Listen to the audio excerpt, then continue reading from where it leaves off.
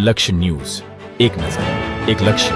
Dabhoi Bharatiya Janata party સંગઠન દ્વારા વડાપ્રધાન નરેન્દ્રભાઈ મોદીના જન્મદિવસ નિમિત્તે સેવા પખવાડિયાનું આયોજન કરેલું છે, જે અંતર્ગત આજરોજ ડભોઈ નગર વિસ્તારની અંદર કુપોષિત બાળકોને સુપોષણયુક્ત આહાર મળી રહે તે માટે 67 જેટલા લાભાર્થીઓને કીટનું વિતરણ કરવામાં આવ્યું છે. ડભોઈ તાલુકા પંચાયત સેવા સદન ખાતે સભા હોલમાં દેશમાં યશસ્વી વડાપ્રધાન નરેન્દ્રભાઈ મોદીના જન્મદિવસ નિમિત્તે ભારતીય જનતા પાર્ટી દ્વારા 15 દિવસ સેવા પખવાડિયાનું આયોજન કરવામાં આવ્યું છે. આજરોજ ભારતીય જનતા પાર્ટી સંગઠન ડભોઈ નગર દ્વારા ડભોઈ તાલુકા પંચાયત કચેરી ખાતે સભા હોલમાં ડભોઈ નગરમાં કુપોષિત બાળકોને સુપોષણયુક્ત આહાર મળી રહે તે હેતુ સાથે 67 જેટલા લાભાર્થીઓને સુપોષણ કીટનું વિતરણ કરવામાં આવ્યું હતું.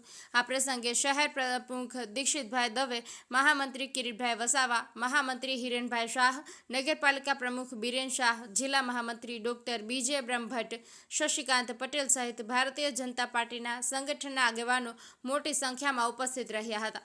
નગરમાં બાળકોની સંખ્યામાં ઘટાડો થાય અને દરેક બાળકને સુપોષણયુક્ત આહાર મળી રહે તે હેતુ સાથે આ કાર્યક્રમનું આયોજન કરવામાં આવ્યું હતું.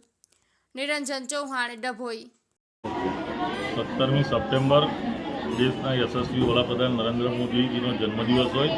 ભારતીય જનતા પાર્ટી રાષ્ટ્રીય કક્ષાએથી 15 દિવસ પખવાડિયાનો જે કાર્યક્રમ ચાલી રહ્યા છે, રોજ નવા કાર્યક્રમ અંતર્ગત સમાજના કુપોષિત બાળકોની બી ચિંતા કરીને ભારતીય જનતા પાર્ટી દ્વારા એમના જન્મદિવસ નિમિત્તે જે સુપોષણ કીટ આજે ડભોઈ નગરમાં ભારતીય જનતા પાર્ટી દ્વારા કુલ 67 લાભાર્થીઓને આજે આપવામાં આવી હતી.